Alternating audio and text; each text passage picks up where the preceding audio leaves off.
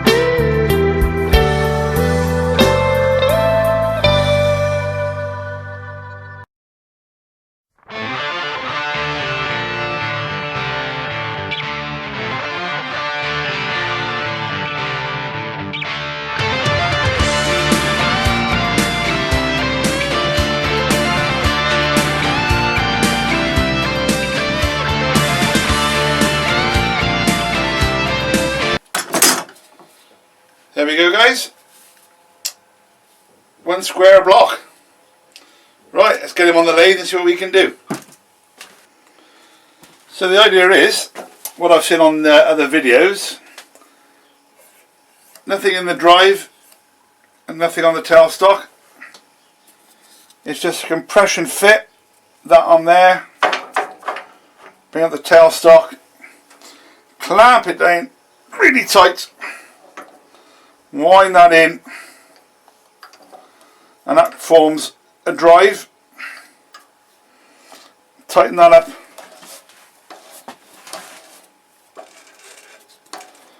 and there we have it, guys. That's it. So I'll get some tools, get some PPE on, and change the camera angle. Okay, so first problem of the project, I put it like we said, tighten it all up. It spins freely, but when I start the lathe, you see it's going to blow the motor. The motor won't drive it. So another way we can do it, which I've seen, I'll put a couple of, take on the bandsaw, put a couple of flaps on there and on there, which is fine, and then I'll use the step centers to drive it, and that should be fine. So first problem solved, hopefully. So see you in a sec. Right, that seems to solve the problem. So we got step center there, running center in there, and it's quick spin just to show you. Seems to solve the problem. So make sure it's all tightened down now. It's safe, it's fine, but the first we need to do is concentrate on getting this tenon on here and get it in the chuck, and I'll be a lot happier. So that's the first thing to do, get the chucking point on this corner here. Okay, so nice sharp gauge, more just done on the Sorby. If you guys need sharpening systems, I think the Sorby is the only one I've ever tried, to be fair, but I can't see it being beaten. So 3/4 inch bowl gauge to start the job off, and I'll play a bit of music and we'll get on with a bit of turning.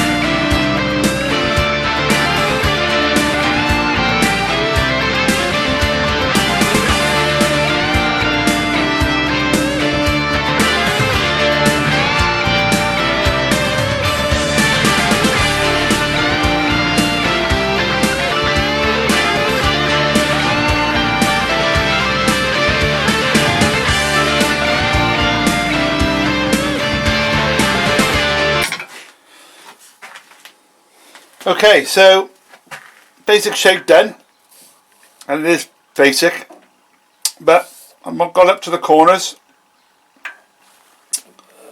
Got a chucking point on there now, which I'll cut off about there on the bandsaw.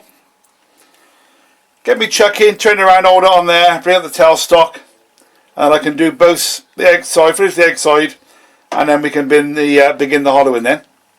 So over to the bandsaw, and we'll get rid of this lump on the end. Okay guys, so we've got it in the chuck now. Nice and bit happy now that's in there. All tightened up. Got the tailstock up for support. And the first plan now is to finish this outside. So 3/4 inch bowl gauge. Going to do a bit of shear scraping, and I get a nice cuts on there. And then we'll get on with the hollowing. But first of all, need to sharpen the gauge.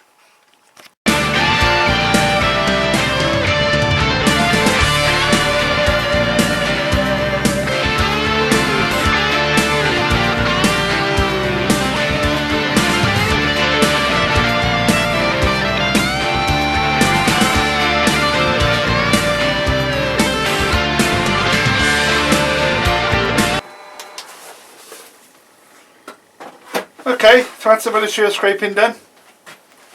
A bit come out on there. Don't know if you can see it. No, probably not. But hang on, I'll bring the camera. There we go, guys. So, bit of chip out there, which has put a nasty edge. Obviously, this edge, which will be about sort of 10mm. That'll be the top edge of the bowl. So I think it'll be okay. Just going to get, because it's a worktop, it's made up of obviously blocks glued up together basically, and you've got end grain and side grain going all directions, so it's difficult to get a good finish on it, but shear scraper not too bad. What I'm going to do now, I'm going to get a scraper and try it with a round nose scraper and see what get a little bit better before we sand him up. Okay, so I've got a 1-inch round nose scraper. There we go, all nicely sharpened on the saw beat, nice and shiny, a nice sharp edge on there. So I'm going to try it with a round nose scraper first, and we'll see how we get on.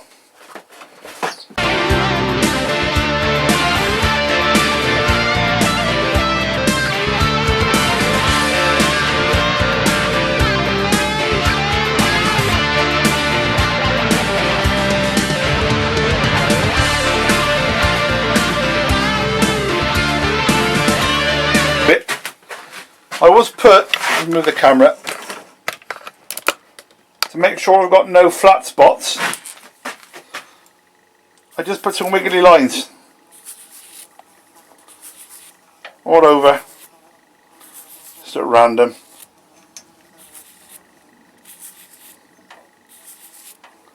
And what that does, I'm going to give it a bit more scraping, sharpen the gauge again, one last scrape, okay. I'm going to scrape it until all those blue lines are gone. Once I've now got no more blue lines, I know I've got no flat spots basically. It works for me, and there's nothing worse than getting it all done, finishing it, and then you realise you've got a flat spot, because people will pick up on that, and I try to get it as good as I can. So that's what I do.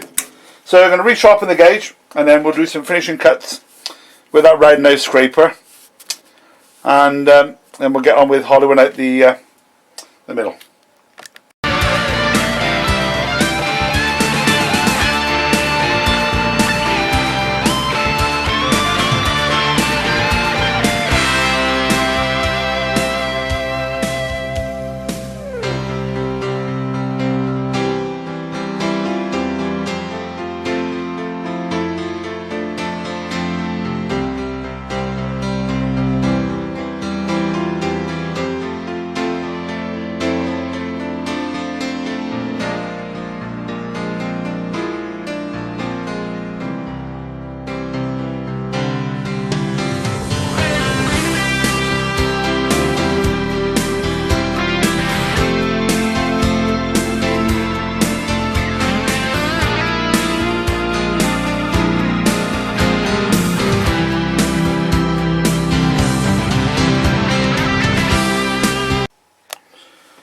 Okay, so the outside is pretty much done. I might have to tickle it about a little bit, but yeah, quite happy with that. That feels okay when it's not even sanded yet. That's just off the tool. But my concerns are now these, obviously this edge here, and that one there, and that one there is going to be the edge of the bowl, if you like, because all this will be hollowed out. So I think what I'm going to do now, I'm just going to sand, got the orbital sander, this edge a little bit. It'll be easier to do it now, I think, than after. So obviously what I probably should have done in hindsight was get this face absolutely smooth, which I didn't. So you live and learn. It'll be fine. Just needs a bit of sanding, bit of hard work, but it'll be worth it. So I'm going to sand that first. Just going to sand around that edge. Well, all three sides, all three edges, and then we'll crack on with the hollowing. I'll show you a little bit of the sanding, but I won't bore you with it all because I could be here a while.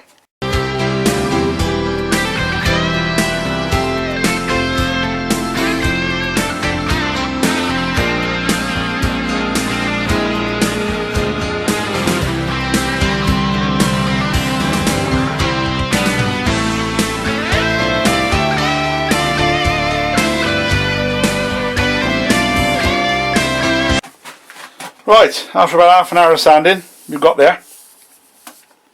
So then the three edges. Oh, there'll be more sanding. Got rid of that. That was where we had that bit of tear out. It's blended. It's a slight dip, I suppose, but it's better than having that nasty rough edge. It's only I was only 80 grit. It's just to get it roughed down, basically. We'll do some more sanding up to the higher grits later. That's got the worst off. Right, now then, need to get rid of all this and all that in there. Probably get about maybe a 10mm wall. I don't know. See how brave I get as we go. I haven't sanded the outside at all yet. I'm going to get rid of some of this mink first, and then might do the outside and then do the inside later on. I might do it all together, I'm not sure yet. But right guys, get the sander away. Get some of that dust out here with the extractor fan. Had that going all the time, by the way, because dust is real nasty. So yeah, want me PPE doing all the dusting with the Pro Air. It's got the filters on, and it blows cold air all over me inside, all sealed up. And I'm the extractor. Just going to get the doors open and get rid of this excess dust.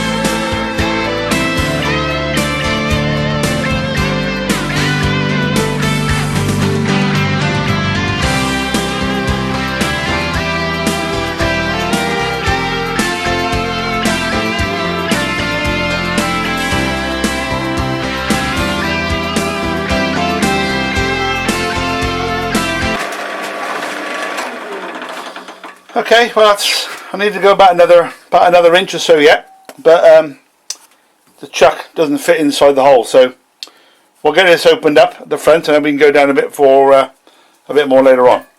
But no, looking okay so far, fingers crossed.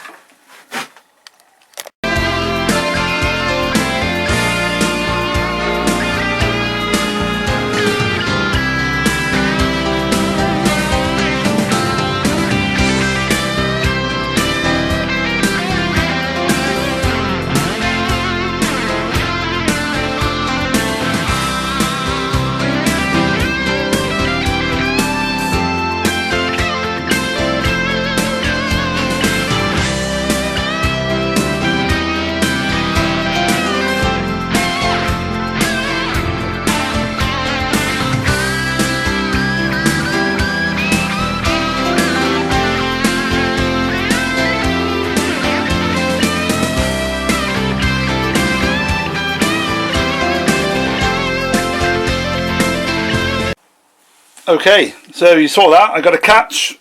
Trying to take, I don't know, a bit too much. Try to hollow from the inside out. Got a nice big catch there, which actually moved the wood out of the chuck. So I need to re-tighten it.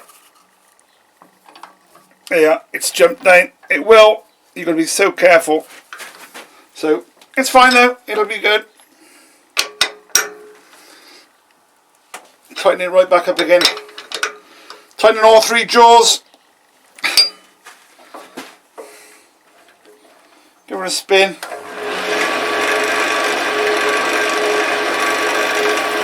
Yeah, it's running pretty good. Broad reskin the outside, there's no problem. The outside, nothing's damaged. Just got a catch, that's all. Don't like getting them, but you do. That's the old what happens with wood turn, I'm afraid, if you're not too careful.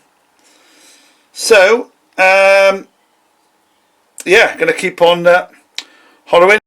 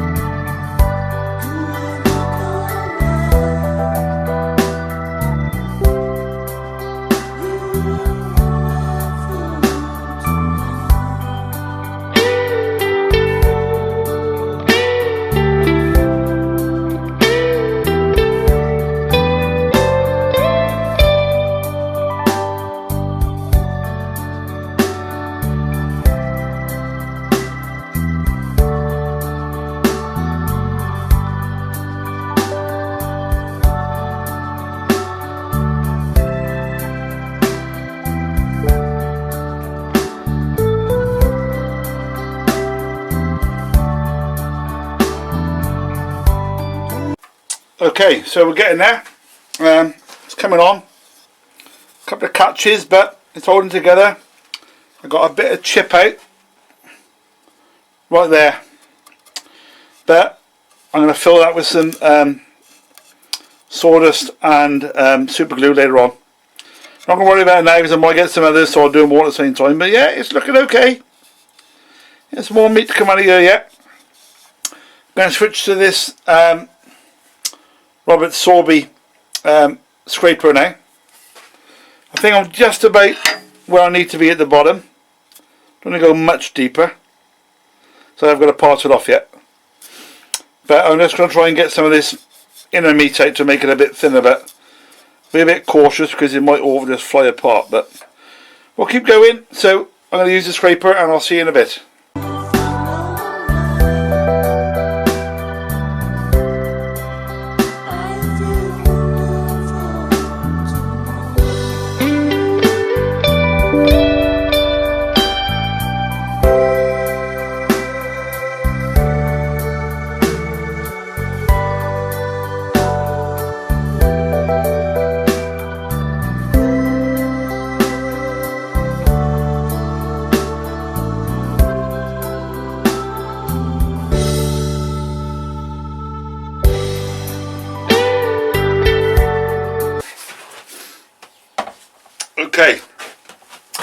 almost there. I'm not going to go much thinner than that. It's going to cause more chipping out on these points. I've already got a bit of sanding to do on there. But now it's looking okay. Just got a couple of ridges. Just a little bit just on the front edge here, which I'm going to get out. And then we'll give it a sand out. Probably sand on 80 grit. Because there's a bit of tear out. That's because the grains are going different ways. With the way the block's been made up in pieces, I explained before. So I'm going to give it a sand up. That's where I've done a bit of super gluing. I'm going to sand that as well. So I'm going to give it a sand, 80 grit up to probably 320, 400. And then we'll decide on the finish. I might put a couple of burn lines on the back. But sanding first. See you in a minute, guys. Okay, so that's 80 grit all over. Yeah, it's tidy now. Yeah, got rid of any bit of tear out I did have. 80 grit normally does the trick. Give it a bit, where are we going now? So we'll go 120, 180, 240, 320. Put a finish on, not sure yet. Might just do Danish oil. I think I'm going to put a couple of little lines in the back just to make it a bit more different, I suppose. Yeah, I think I'm going to do that. Put some burn lines in. I'll show you that in a minute.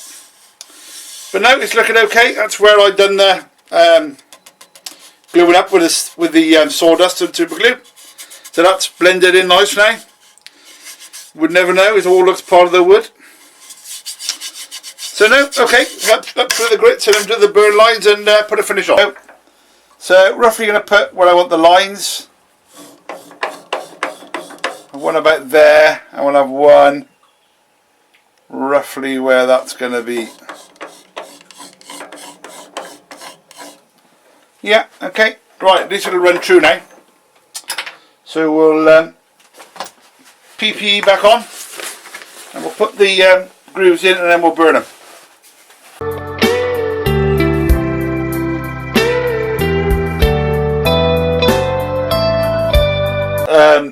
Coffee stirring sticks, which you can pick up, well, pretty much anywhere these days. So yeah, that's what I'm going to use. Better than a wire. So spin it up, hold it in the groove, push it in, and it'll burn it into the groove. Okay, so PPE back on again, and spin her up quite fast. Faster the better, really.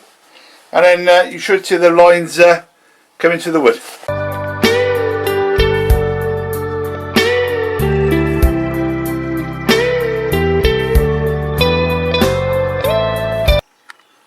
Nice, even. Just gives it a bit of a feature. Well, a plain old outside bit of wood. Yeah, so there we go, guys. Right, I'm going to crack on with the sanding. I won't show you that. You know how with the sand, it's pretty basic. Could probably take a while. I got through about 4 or 5 of the other grits now. And then I'll see you back when I'm going to put the finish on. Okay, well there she is. That's all sanded up now, the 320.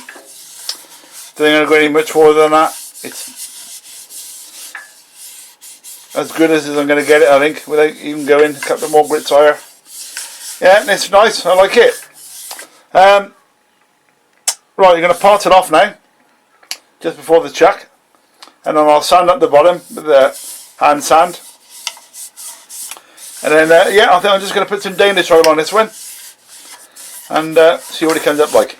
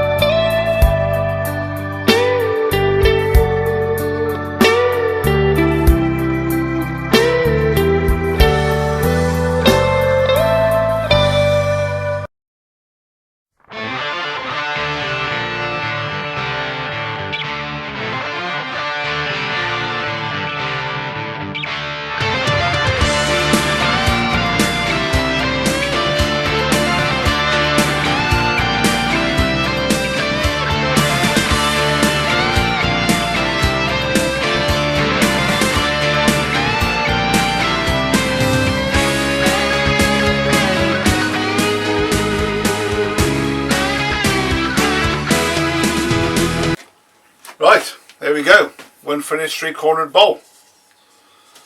Yeah, I'm pleased with that one. First attempt, like I said. A little bit fiddly, I suppose, but it's different to a normal boring round bowl. It's about 5.5 roughly diameter, the widest point. About 4.5 inches high. Just finished with 3 coats of Danish oil. Just give it a little denub with some 400 grit Abernet in between coats, just to take the razor grain off. But now I'm pleased with that, guys. I hope you guys like it, and have a think about what we're going to do on the next one. Might be a cheese board, because I've got the kit to do that, but we'll have a think. Couple of shout outs before I go. A guy called Josh Miller from Miller Made YouTube channel. He's from over the pond.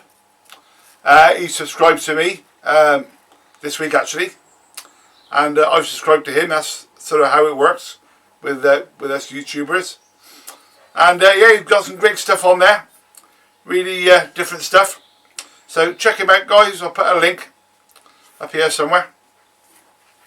And another one I had this week was good old Mike Walt from down there in the valleys. I think most of you probably know Mike, or seen him if you've been to Maker Central or UKIS. That happened a few years ago. Yeah, nice to have a famous name on my YouTube, because he's the guy who I started watching when I got into woodworking, wood turning rather, and watching his beginner's guides was a really good way to pick up tips and rights from wrongs on how to do stuff. But then from that you sort of progress to your own style and use, I'm not going to use that chisel, I'm going to use this one. You sort of there's no set chisel for a job, it's whatever you're comfortable with. If you want to use a ball gauge, use a ball gauge. You don't have to use a spindle gauge. You can use a carbide, you can use a scraper. You can do whatever suits you at the time. So there's no rights or wrongs in U-turning. It's just what comes out at the end, I guess. If it works, it works. So there we go, guys. Won't keep you any longer. Thanks for watching.